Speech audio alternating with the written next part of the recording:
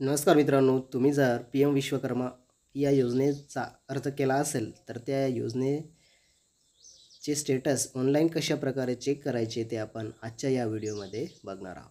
तर मित्रांनो, तुम्ही जर आपल्या माहिती फॉर यू या यूट्यूब चॅनलवर नवीन असाल तर चॅनलला सबस्क्राईब करून घ्या, जेणेकरून तुम्हाला अशाच प्रकारची माहिती पुढं भेटत राहील. चला तर मित्रांनो, व्हिडिओ सुरू करूया.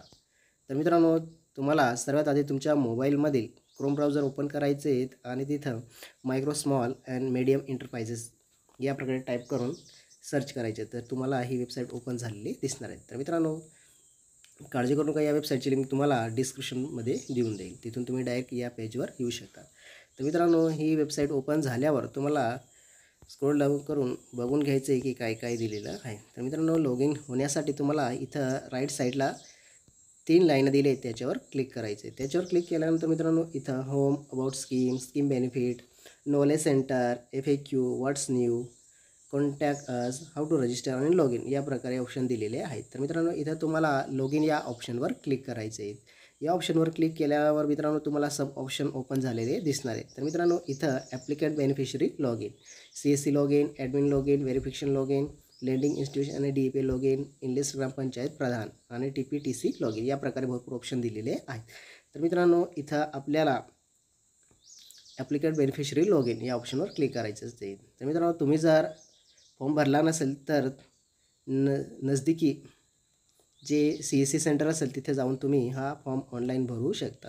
तर मित्रांनो, इथं आपण स्टेटस चेक करूया. तर ॲप्लिकेंट बेनिफिशरीज लॉग इन या ऑप्शनवर क्लिक करूया. याच्यावर क्लिक केल्यावर मित्रांनो, तुम्हाला लॉग इन होण्यासाठी तुम्हाला फॉर्म भरताना जो मोबाईल नंबर दिला असेल, आधार बरोबर लिंक असलेला तो नंबर इथं टाकून घ्यायचा आहे. तर मित्रांनो, इथं लॉग इन करण्यासाठी इथं तुम्हाला तुमचा आधार कार्ड नंबर बरोबर मोबाईल नंबर लिंक असेल तो नंबर इथं टाकून घ्यायचा आहे. मित्रांनो, इथं आपण मोबाईल नंबर टाकून घेतला आहे, त्याच्यानंतर खाली कॅप्चासुद्धा टाकून घेतला आहे. तर मित्रांनो, अशा प्रकारे इथं मोबाईल नंबर आणि कॅप्चा फिलअप करून घ्यायचा आणि लॉग इन या ऑप्शनवर क्लिक करायचं आहे. या ऑप्शनवर क्लिक केल्यानंतर मित्रांनो, तुम्हाला तुमच्या मोबाईलवर एक OTP पाठवला जाईल. तो OTP इथं फिलअप करून घ्यायचं आहे. तर मित्रांनो, मी OTP फिलअप करून घेतो आहे. OTP फिलअप झाल्यावर मित्रांनो, कंटिन्यू या ऑप्शनवर क्लिक करायचं आहे.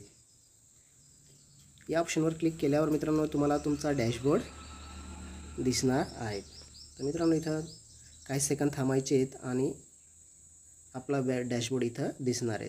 तर मित्रांनो, अशा प्रकारे इथं तुम्हाला तुमचा डॅशबोर्ड दिलेला असणार आहे, जिथं तुम्ही बघू शकतात की तुमचा ॲप्लिकेंट नेम,